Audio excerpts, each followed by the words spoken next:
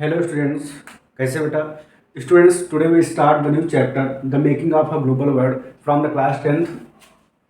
Okay, history से class 10th की history से हम न्यू चैप्टर स्टार्ट करने चल रहे हैं, the making of global world. हमने बेटा प्रिंट कल्चर मीडिया का वीडियो बना दिया है, द एज ऑफ इंडस्ट्रियलाइजेशन बना दिया है, और फर्स्ट चैप्टर और सेकंड चैप्टर की हमने लाइन बाय लाइन का वीडियो, मतलब एनसीईआरटी की एक लाइन का एक्सप्लेनेशन हमने बेटा पहले वीडियोस डाल दिया था। यही एक चैप्टर रिमेनिंग था, तो इसको भी मैंने आज बना दिया है, ठीक है ना। आप देखिए इसको अच्छे से, देखिए स्टार्ट करते हैं। कह रहे हैं the presently the whole world is deemed to be one global village. कह रहे हैं कि आज जो पूरा वर्ल्ड बेटा वो एक ग्लोबल विलेज जैसे बन गया है। ग्लोबल विलेज का मतलब होता है द, है ना, the country whole connected to by the net.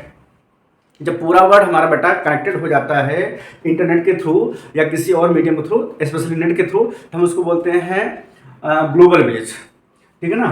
उस वर्ल्ड को ग्लोबल विलेज का मतलब हुआ है कि जैसे वर्ल्ड में बहुत सारी कंट्रीज हैं, ठीक है ना, तो when one country connected to each other, अभी इनसे कनेक्टेड है बेटा। अच्छा, वो मीडियम क्या है जो हम एक दूसरे से कनेक्टेड होते हैं? The medium is a trade वो बेसिक मीडियम है जिसके लिए हम अमेरिका जाते हैं, जिसके लिए हम जापान जाते हैं, जिसके लिए हम फ्रांस जाते हैं। ट्रेड के अलावा क्या है बेटा? कल्चर है, फॉर द एजुकेशन है ना। उसके बाद क्या है? फॉर द टूरिज्म है, हम लोग जाते हैं। तो when one citizen go to the in other country for the trade, commerce, है ना, अदर थिंग्स के लिए जो हमने अभी बताया, तो उस आइडियोलॉजी को, उस थिंग्स को हम लोग बोलते हैं बेटा ग्लोबल, ठीक है ना। उसी को हम लोग बोलते हैं अपने इकोनॉमिक्स में globalization, the connecting of the country to each other by the medium of the trade, commerce, culture, religion and for the education, for the tourism. तो जब एक दूसरे के हम आते जाते हैं तो उसी थिंग्स को बोलते हैं बेटा ग्लोबलाइजेशन, कनेक्टिविटी को। उसी silk route are the good example for the vibrant pre modern trade and culture links between the distance part of the world. देखिए सिल्क रूट मतलब स्पेशली क्या होता है बेटा? In a simple language silk route means होता है trade route. जो ancient time में जिस रूट का यूज करते थे, मतलब चाइना से लोग निकल करके इंडिया के लेह लद्दाख तिब्बत से होते हुए जाते थे, वो बेटा कहाँ पर? इधर अफगानिस्तान, पाकिस्तान या अदर के कंट्रीज में, ईरान, इराक, है ना, उधर सेंट्रल एशिया में। तो जो रूट यूज करते थे that route is known as the silk route. तो सिल्क रूट के स्पेशली मतलब क्या हो बेटा? ट्रेड रूट या व्यापार मार्ग जिसको हम बोलते हैं। अच्छा, सिल्क क्यों बोलते हैं? क्योंकि स्पेशली बेटा जो सिल्क था ना, वहां से उसको एक्सपोर्टिंग बहुत ज़्यादा होती थी। तो सिल्क को चाइना से लेके जाते थे, अदर कंट्रीज में बेचते थे, तो धीरे धीरे उसको हम रेशम मार्ग बोलने लगे हिंदी में, इंग्लिश में बोलते हैं उसको सिल्क रूट, ठीक है ना। और बाद में वो एज अ ट्रेड रूट का भी काम करने लगा। Common food item such as the potato, soya, groundnuts, tomato etcetera were introduce in the Europe and Asia, ठीक है ना। तो क्या है बेटा कि डिफरेंट टाइप के फूड आइटम्स जो आज हम यूज करते हैं, जैसे स्पाघेटी है, नूडल्स हैं, वो आज हम यूज करते हैं, वो हमारे यहाँ का नहीं हो, कहीं और का था। जब वहाँ से ट्रेडर्स या जो घूमने वाले आते थे हमारे यहाँ पढ़ने के लिए किसी भी तरीके से, जैसे चाहे वो चाइनीज हों या किसी और कंट्री से हों, फाहियान हो गए, हैंसांग हो गए, तो ये लोग अपने साथ जो फूड आइटम्स लाते थे वो यहाँ पर इंट्रोड्यूस होता था, और फिर यहाँ से जो लेके जाते थे वो अपनी कंट्री में इंट्रोड्यूस करते थे। जैसे कि आपने पढ़ा होगा प्रिंट कल्चर एंड मीडिया में, है ना, कि मार्को पोलो ने चाइना से वुड ब्लॉक प्रिंटिंग ले गए इटली, ठीक है ना, फिर इटली से और कंट्रीज में ट्रांसफर हुई वो। तो क्या होता था कि हमारे यहाँ का फूड आइटम कहीं और क्या जब हम जाते हैं और वहाँ का हमारे यहाँ आता है। तो ये क्या होता है? ये कनेक्टिविटी का एक मीडियम है ग्लोबल को कनेक्ट करने का। By the 16th century Spanish and the Portuguese had the conquered colonies America. तो स्पेन और पुर्तगीज ने अमेरिका के कई शहरों को अपने कब्जे में कर लिया था, या अपने कई एरिया को अपने कब्जे में किया था। वहां पर उनकी अपनी कॉलोनीज थी, वहां से वो रिसोर्सेज को एक्सप्लॉइट करते थे और लाकर के अपने कंट्री में बेचते थे। The deadly small pox germs assisted by them in their conquest. और उस टाइम पर क्या चला बेटा? एक स्मॉल पॉक्स बीमारी चली थी, है ना, जो आज हम लोग देखते हैं जिनकी, तो स्मॉल पॉक्स नामक बीमारी भी उसी टाइम पर स्टार्ट हुई थी। हाँ, ये इनका कहने मतलब यहाँ पर यह है बेटा कि जब हम अपने कल्चर को साथ में कैरी करके दूसरे के यहाँ ले जाते हैं, उनके कल्चर को अपने यहाँ लाते हैं, फूड आइटम ले जाते हैं, तो उनके साथ साथ में बीमारियाँ भी ट्रांसफर होती हैं। जैसे कि बेस्ट एग्जाम्पल आपके सामने कोरोना का है। कोरोना देखिए एक देश से दूसरे देश, दूसरे देश से तीसरे देश, फिर होल वर्ल्ड को उसने अपने आप में कवर कर लिया। अब वो कहीं चल के नहीं गई, खुद ह्यूमन बींग्स ने उसको कैरी किया और ले जाकर दूसरी जगह उसको क्या किया, छोड़ा। ठीक है, छोड़ने मतलब ये है कि अफेक्टेड ह्यूमन बींग्स जहां जहां गया वहां वहां वो सिम्टम्स उसके लीव करता गया। तो ये क्या बेटा कि फूड आइटम्स हुए, चाहे वो हमारे कोई थिंग्स हो, बड़ी बनाई चीजें, उनके साथ साथ बीमारियां भी क्या होती है बेटा, इम्पोर्ट और एक्सपोर्ट हो जाती हैं। ठीक है ना, अगर इसलिए बोला जाता है कि अगर कोई बीमार हो तो वो एक ही प्लेस पर रुके, क्योंकि वहीं पर बीमारी रहे। अगर वो कहीं और जाएगा, जैसे जुकाम हो गया आपको और आप जाकर के भीड़ में छींक रहे हैं, तो क्या होगा, सभी लोगों तक ट्रांसफर हो जाएगा वो। नेक्स्ट है economist identify 3 types of the flow. यहाँ पे ध्यान रखना है, इकोनॉमिस्ट ने हमारे 3 टाइप्स के उस टाइम पर फ्लो को डिसाइड किया है, मतलब चेक किया था कि हाँ 3 टाइप्स के फ्लो होते हैं एक कंट्री से दूसरी कंट्री में। वो फ्लोज क्या है, अब देखो इकोनॉमिस्ट है, इकोनॉमी की लैंग्वेज में होगा। तो फ्लो ऑफ ट्रेड, सबसे पहले क्या होता है बेटा, फ्लो ऑफ ट्रेड होता है, ट्रेड का फ्लोइंग होता है। जैसे मान लीजिए हमारा व्यापार चाइना से होता है, तो इंडिया का ट्रेड चाइना जाएगा, चाइना का ट्रेड इंडिया आएगा, तो क्या हुआ बेटा, सबसे पहले फ्लो ऑफ ट्रेड हुआ। सेकंड है फ्लो ऑफ लेबर, लेबर भी क्या होते हैं, है ना, जाते हैं एक देश से दूसरे देश में। जैसे कि आज हम लोग देखते हैं इंडियंस बहुत सारे जाते हैं खाड़ी देशों में, ईरान, इराक, कुवैत, तेहरान में, है ना, वहां पर जाते हैं वर्क करने के लिए। अमेरिका जाते हैं, उसके बाद बहुत सारे लोग इंडिया में भी आते हैं वर्क करने के लिए अदर कंट्रीज से। नेक्स्ट बेटा फ्लो ऑफ द कैपिटल्स, अब जब व्यापार होगा, ट्रेड होगा, लेबर ट्रांसफर करेंगे तो क्या होगा, कैपिटल्स भी ट्रांसफर होगी। जैसे हमारे यहाँ बहुत सारा जो फॉरेन रिजर्व है, वो जो हमारे एनआरआई लोग बाहर रहते हैं वहां से वो पैसा भेजते हैं इंडिया में, तो कन्वर्ट हो जाता है। ठीक है ना, और यहाँ पर मिलता है लोगों को, तो क्या होता है, कैपिटल का भी इन्वेस्टमेंट होता है, कैपिटल भी फ्लो होती है। जैसे चाइना की बहुत सारी कंपनियां इंडिया में हैं, तो यहाँ पर उनका जितना माल बिकता है उतना पैसा लेकर के वो चाइना जाते हैं। अब वो इंडियन रुपीज थोड़ी लेके जाएंगे, वो इंडियन रुपीज कन्वर्ट हो जाएगी चाइनीज में, चाइना अपने यहाँ ले जाएगा, अर्थात यहाँ से पैसा भी जाता है। ठीक है ना, all these flow are the affected the lives of the peoples during the 19th century. अभी कहें 19वीं शताब्दी में सारे फ्लो क्या करते थे, लोगों की लाइफ को अफेक्टेड करते थे। 19वीं नहीं बेटा, ये हमेशा करेंगे, आज भी करते हैं अफेक्टेड। ठीक है ना, अगर कोई बाहरी कंपनी आ गई तो क्या करती है, यहाँ से पैसा कमा करके अपने यहाँ ले जाती है। इसलिए लोग बोलते हैं स्वदेशी अपनाओ, अर्थात अगर हम अपने ही प्रोडक्ट को खरीदेंगे तो हमारा पैसा अपने ही लोगों तक जाएगा और उनका सामान ज़्यादा बिकेगा। जैसे कि दीपावली आ जाती है तो हम लोगों से कहा जाता है कि आप चाइनीज झालर ना लो। ठीक है ना, तो हम क्या परचेज करेंगे, हम जो दिए होते हैं, चूंकि लोकल लोगों को उससे रोजगार मिलेगा, उससे को पैसा मिलेगा। Technologies improvement also played an important role in integrating the world economy. अब टेक्नोलॉजी ने भी क्या किया बेटा कि वर्ल्ड की इकोनॉमी को बूस्ट करने में सबसे इंपॉर्टेंट रोल्स प्ले किए। During the industrialization when the works were done on the by the hand, then the machinery were introduced. When the machinery introduced, the production was started by the factory or the industries। तो हुआ क्या कि जब machinery आ गई तो उनसे हमारा production just double या कई टाइम्स मतलब इंक्रीज हो गया। अब जब एक व्यक्ति एक टाइम में एक कपड़ा बनाएगा, अगर वही मशीनरी चला रहा तो वो मशीनरी बेटा क्या करेगी, हजारों कपड़े बना के निकालती थी। तो क्या हुआ, इससे इकोनॉमी बूस्ट हो गई कंट्री की और प्रोडक्शन बढ़ गया। अब यहाँ पर एक बीमारी का नाम दे रहा है render paste. Render paste was a cattle plague. इस बात ध्यान रखना, क्वेश्चन कई बार पूछते हैं कि what was render paste. Render paste was a cattle plague which was spread by the British in Africa. इसकी स्टोरी यह है बेटा कि अफ्रीका में जब ब्रिटेन के लोग गए, ब्रिटिश लोग गए, तो वहां पर उन्होंने अपनी कॉलोनीज स्टैब्लिश किया। ठीक ना, अब उन कॉलोनीज के लिए उनको लेबर नहीं मिल रहे थे, क्योंकि अफ्रीका के जो लोग थे वो अपना काम करते थे, जानवर पाले थे, उन्हीं चराते, उन्हीं का प्रोडक्ट वो बेचते, उन्हीं से उनका काम चलता था। तो इन लोगों ने दिमाग लगाया कि अगर हम इनके जानवर को अफेक्टेड कर देंगे, बीमार हो जाएंगे, मर जाएंगे, तो ये हेल्पलेस हो जाएंगे और फिर ये नौकरी मांगने या काम करने हमारे यहाँ आएंगे जरूर। ठीक है ना, तब उन्होंने क्या किया, ब्रिटेन वालों ने वहां पर जानवरों के बीच में रेंडर पेस्ट नामक एक बीमारी फैला दी, जिससे बहुत सारे लाखों जानवर मरने लगे, मर गए, काफी सारे मर गए। तो वो क्या हुआ, जो चाहते थे वही सक्सेस हुए। ठीक है ना, लोगों के पास जानवर बचे ही नहीं, तो फिर उनके यहाँ काम करने गए, और जो ब्रिटिश के यहाँ काम करने गए तो एक्सप्लॉयटेशन के लिए सारा काम कर ही रहे थे। चटनी म्यूजिक, यहाँ पर ध्यान रखना, CHUTNEY, chutney music was popular in the Trinidad and the Guyana. ये इंपॉर्टेंट है बेटा, इसको ध्यान रखना। ठीक ना, कि चटनी म्यूजिक कहाँ पर किस कंट्रीज में यूज की जाती थी बेटा, है तो Trinidad and Guyana. It was creative contemporary expression of the post indentured experience, a form of the culture fusion। देखिए जैसे आज हमारे यहाँ तो ये स्पेशली बता रहे हैं कि चट्टी म्यूजिक जो त्रिनाद और वेणम चलती थी वहाँ पर वो एक्सप्रेस करते थे अपने ट्रेडिशनल कल्चर को, ठीक है ना। जैसे आज अपने यहाँ भरतनाट्यम है, कुचिपुड़ी है ना, कन्नड़ में जो भी शास्त्रीय डांस होते हैं वो क्या करते हैं, हमारे एंशियंट हिस्ट्री को उस डांस के द्वारा शो किया जाता है। नेक्स्ट है, this period was also a period of the great misery and the hardship for the indentured labour.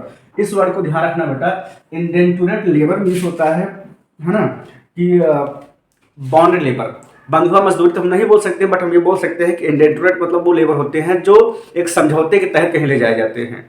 जैसे अपने यहाँ के बहुत सारे लोग जाते हैं ईरान, इराक, कुवैत वर्क करने, तो उनसे एक फॉर्म भराया जाता है कि हम आपको 5 साल के लिए ले जाएंगे, हम आपको इतनी मतलब सैलरी देंगे, इस तरह की सुविधाएं देंगे। तो टाइम तो आपसे उन्होंने फिल करा लिया, अब जो सुविधाएं वो कहे थे वो नहीं दे रहे हैं, तो लोग वहाँ से परेशान होते हैं, फ़ोन करते हैं कि हमको यहाँ मारा जा रहा है, परेशान करते हैं वहाँ के लोग। अब इसलिए आप वहाँ से नहीं आ सकते क्योंकि आपने क्या किया है, एक बॉन्ड फिल किया है कि हम 5 साल आपके यहाँ काम करेंगे, हम 2 साल आपके यहाँ काम करेंगे। तो इस तरीके का ब्रिटिश लोग क्या करते थे, भारतीयों से बॉन्डेड लेबर का काम कराते थे। मतलब यहाँ से ले जाते थे, अंगूठा लगवा लिए, साइन करा लिए कि चलो ठीक है हम आपको जल्दी भेज देंगे, आकर्षक सैलरी होगी। जब वहाँ ले गए तो वहाँ पर वो एक्सप्लॉयटेशन करने लगे, मारने लगे, है ना, परेशान करते। आपने चैप्टर 2 में पढ़ा होगा बाबा रामचंद्रन सन्यासी के बारे में, जो कि एक इंडेंटुरेट लेबर थे फिजी में, ठीक है ना। तो यहाँ पर आपने ध्यान रखना, from India and China who work for the colonies, जिनसे कॉलोनीज में वर्क कराया जाता था। कॉलोनीज का सीधा सा सेंस से समझो बेटा कि बाहर के देश जो किसी भी कंट्री में जा करके अपनी खुद की कॉलोनी स्टैब्लिश कर लेते थे, मतलब जहाँ पर उनका काम होता था, बिजनेस करते थे, तो वहाँ पर कुछ एरिया में अपनी कॉलोनी बना करके उसको चारों तरफ से घेर लेते थे। तो उन्हीं को बोला जाने लगा कॉलोनियल गवर्नमेंट। जैसे इंडिया में अगर हम बात करें तो कॉलोनियल गवर्नमेंट, अगर वर्ड इंडिया के लिए हम यूज करेंगे तो सीधा सा आंसर होगा British government. From the 19th century, Indian nationalist leader began opposing the system of indentured labor. This system was abolished in 1921. 1921 में यह सिस्टम बेटा क्या हुआ, बंद कर दिया गया। कौन सा, इंडेंटुरेट लेबर का, क्योंकि इसको हमारे यहाँ भारतीय जो नेशनलिस्ट थे उन्होंने इसका कड़ा विरोध किया।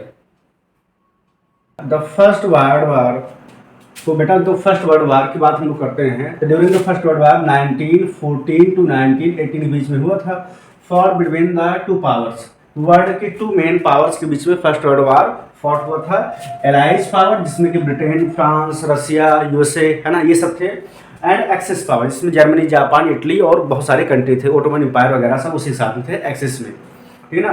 तो हुआ क्या बेटा कि उसकी वजह से loss of the human beings मारे गए, काफ़ी सारी इकोनॉमी हमारी डिस्ट्रॉय हो गई पूरे वर्ल्ड की। तो रिजल्टेड क्या हुआ था कि economic crisis for all the nation specially Britain. तो वर्ल्ड वार के बाद this war was resulted in economic crisis. इसके बाद क्या हुआ बेटा कि पूरा वर्ल्ड जो था बेटा इकोनॉमिक क्राइसिस से अर्थात तो आर्थिक तंगी से जूझने लगा या लड़ने लगा, स्पेशली ब्रिटेन की हम लोग बात करते हैं, जिससे Britain the great economic depression began in the 1929। हुआ क्या बेटा कि स्पेशली जब वर्ल्ड वार फर्स्ट कंप्लीट हुआ तो उसके बाद होल वर्ल्ड क्राइसिस में, मतलब इकोनॉमिक क्राइसिस से जूझने लगा। तो वहाँ पर क्या हो बेटा, ग्रेट इकोनॉमिक डिप्रेशन आ गया 1929 में। अब ग्रेट इकोनॉमिक डिप्रेशन क्या है, आप ऐसा समझो बेटा, इकोनॉमिक डिप्रेशन उस सिचुएशन बोलते हैं जब प्रोडक्शन बहुत सारा हो एंड कंज्यूमर के पास मनी ना हो उसको परचेज करने के लिए। मतलब बेटा एक प्रकार से क्या हो जाता है कि गरीबी स्टार्ट हो जाती है कि फैक्ट्रीज का माल पड़ा हुआ है, लोगों के पास मार्केट में पैसा नहीं उसको परचेज कर सके। जब सामान बिकेगा नहीं तो जो मालिक होगा, ओनर होगा फैक्ट्री का, उसके पास पैसा जाएगा नहीं, तो वो अपने लोगों को सैलरी कैसे देगा। अब उस कंडीशन में करता क्या है कि वो अपने वर्कर्स की छटनी करने लगता है, निकालने लगता है कि भाई हमारा माल नहीं बिक रहा है, इनकम नहीं हो रही, तो हम आपको सैलरी कहाँ से देंगे, तो आप लोग बाहर चलो। दूसरा क्या होता है बेटा कि जब वर्कर बाहर होते हैं तो उनकी इनकम लॉस हो गई, तो वो फेस करते हैं हंगरशिप, अनएम्प्लॉयमेंट, हंगरशिप, है ना। इस वजह से क्या होता है, होल वर्ल्ड, इसी को बोलते हैं हम लोग बेटा इकोनॉमिक क्राइसिस, ठीक है ना। इकोनॉमिक डिप्रेशन में आ गया whole world and lasted till the 1930 और लगभग चलता रहा 1930 तक। In the USA the whole world was also affected. तो यूएसए में 1929 से 30 तक एक साल रहा और उसके बाद पूरा वर्ल्ड उसकी चपेट में आ गया, ठीक है ना। अब यहाँ से करें सेकंड वर्ल्ड वार 1939 से 1944। This war cause severe loss to life and property. कहते हैं बेटा सेकंड वर्ल्ड वार में लगभग 6 करोड़ लोग मारे गए थे, ठीक है ना, 6 करोड़ लोग मारे गए थे और लगभग इतने ही लोगों की क्या हुई थी, अपनी प्रॉपर्टी लॉस हो गई थी, या वो मर गए थे, मतलब विकलांग हो गए थे, किसी न किसी तरीके से वो भी अफेक्टेड हुए थे। To ensure post war resurrection international monetary funds and world bank were establish. यहाँ दो चीज देखना है आपको बेटा, कि फिर से पूरे वर्ल्ड को स्टार्ट करने के लिए, फिर से पूरे वर्ल्ड को खड़ा करने के लिए, फैक्ट्रियाँ लगाने के लिए, है ना बेटा, पूरे देखिए हुआ क्या कि बेटा फर्स्ट सेकंड वर्ल्ड वार जब कंप्लीट हुआ तो पूरा वर्ल्ड दो तरफ बन गया। एक हो गया रसिया की तरफ और कुछ लोग हो गए यूएसए की तरफ, अमेरिका की तरफ। तो फिर यहाँ पर क्या हुआ कि रसिया अपने हिसाब से लोगों को, मतलब कंट्री को गवर्न करना चाहा कि हम हमारे साथ रहना चाहते हैं तो हमारी तरफ चले, ठीक है ना। तो हुआ क्या कि उसी ड्यूरेशन में हुआ कि पूरा जो वर्ल्ड है उसकी इकोनॉमिक वो टूट चुका है, उसके पास मनी नहीं है फिर से स्टैंड होने के लिए। तो अमीर जो देश थे उस समय पर, उन्होंने क्या किया कि दो मेन ऑर्गेनाइजेशन स्टैंड किए। एक हुआ था आईएमओ, है ना, आईएमएफ इंटरनेशनल मॉनेटरी फंड, और दूसरा था बेटा world bank. World bank establishment की गई। अब इनका काम ये था कि ये गरीब देशों को पैसा प्रोवाइड कराएंगे, फंड देंगे, है ना, उधार देंगे, जिससे उनका वो अपना फैक्ट्री, कंपनी या जॉब जनरेट कर सके, लोगों को वहाँ पर एम्प्लॉयमेंट मिल सके, उनकी कंडीशन थोड़ा इम्प्रूव हो सके। After the second world war colonies of Asia and Africa gained independence. अब कह रहे हैं कि सेकेंड वर्ल्ड वार के बाद से बहुत सारी कॉलोनीज थी जो इंडिपेंडेंस हो गई, जैसे कि खुद इंडिया ही था, है ना। सेकेंड वर्ल्ड वार 1939 से 44 तक चला था, 47 में इंडिया इंडिपेंडेंस गॉट कर लिया था, है ना। तो कह रहे हैं कि इससे क्या हुआ कि बहुत सारी कॉलोनी एशिया के, अफ्रीका की इंडिपेंडेंस हो गया था, स्वतंत्र हो गई। This countries organize themself as G77, और फिर इन्हीं कंट्रीज ने मिलकर के, जो किसी के अंडर में कभी थी बाद में फ्री हो गई, फ्रीडम गॉट कर ली, तो उन्होंने G77 इस्टेब्लिश किया। अब इसका काम भी इन्हीं तरह था कि अपने लोगों को हम लोग क्या करेंगे, मदद करेंगे, हम ट्रेड टैरिफ बैरियर्स कम कर देंगे, टैक्स कम लगाएंगे, तो हम एक दूसरे देशों में जाकर के अपना बिजनेस कर सकते हैं। इससे क्या होगा कि हमारा बेनिफिट होगा और हम जल्दी इंप्रूवमेंट कर ले जाएंगे। तो G77 मतलब ग्रुप 77 कंट्रीज का ग्रुप था। In 1960s the Bretton Woods system collapse. अब देखिए ब्रिटेन वुड्स सिस्टम में सिंपल से इतना समझो कि हर चीज़ की कीमत फिक्स कर दी गई थी, अमेरिकन डॉलर की, इंडियन रुपीज़ की, है ना, कि हम सोने के बराबर उसको गोल्ड मिलेंगे, कि मतलब एक गोल्ड जितना कीमती होगा उतने के बराबर में हम डॉलर लेंगे, हम उतने ही करेंसी में, मतलब इंडिया की करेंसी लेंगे, हम बाहर की करेंसी लेंगे, यूरो लेंगे। हुआ क्या बेटा, टाइम के साथ साथ में ये जो फिक्स रेट था, इससे खुद हर देशों को दिक्कत आने लगी कि उनके पास है तो गोल्ड हो तब वो व्यापार करेंगे, अदरवाइज डॉलर होगा कहाँ से, अमेरिका के पास है तो कितना गोल्ड हम ले जा करके हम बिजनेस करेंगे। तो यहाँ पर क्या हुआ कि फिर इस चीज़ को हटाया गया और ये कहा गया and floating exchange rate system was introduce, और कहा गया कि जो करंट में चल रहा होगा उस रेट से हम लोग क्या करेंगे, एक्सचेंज करेंगे। जैसे मान लीजिए इस समय पर लगभग 80 रुपये डॉलर चल रहा है ना, तो एक डॉलर की जो कीमत है वो 80 रुपये बराबर है। और उस टाइम क्या था कि डॉलर रुपये जो लोग बराबर कर लेते थे कि चलिए ठीक है हम इक्वल रखेंगे, तो उसमें कहीं ना कहीं अमेरिका को लॉस झेलना पड़ा, इसलिए उसने कहा कि नहीं भाई ये सिस्टम ठीक नहीं है, हम चेंज कर रहे हैं। एल्डोराडो ये एक सिटी है बेटा, ये इमेजिनरी सिटी है जिसका कहीं कोई वो नहीं था, was considered to be favoured city in the gold in South America for those who discover many expeditions were set off in the 17th century, ठीक है ना। नेक्स्ट बेटा कॉर्न लॉ, ये आपके लिए इंपॉर्टेंट है। The corn law were tariff and restrictions on imported goods grains specially corn in force in Great Britain between the 1815 to 1849। देखिए corn ला क्या था बेटा कि ब्रिटेन में, है ना, एक समय ऐसा आया कि वो लोग, उनकी कंपनियां, फैक्ट्रियां ज़्यादा कॉटन का प्रोडक्शन करने लगी, अर्थात तो गुड्स बनाने लगी, उनके यहाँ खाने की कमी होने लगी। जितने भी मतलब वो एग्रीकल्चर प्रोडक्ट होता था वो ऐसा प्रोडक्ट करते थे जो कंपनियों फैक्ट्री में जाके यूज होता था, जैसे कि कॉटन का, इंडिगो का, ठीक है ना। तो फूड की वहाँ पे कमी होने लगी, जब फूड की कमी होने लगी तो बाहर के कॉर्न वहाँ पर जाने लगे, बिकने लगे। ये सस्ते होते थे, उनके यहाँ कुछ ही लोग उगाते, तो चूंकि जब सामान उनके देश में कुछ उगाएगा तो उसका कीमत ज़्यादा होगी, तो उनकी कीमत ज़्यादा होती थी तो लोग उसको परचेज कम करने लगे, बाहर का कॉर्न वो ज़्यादा परचेज करने लगे।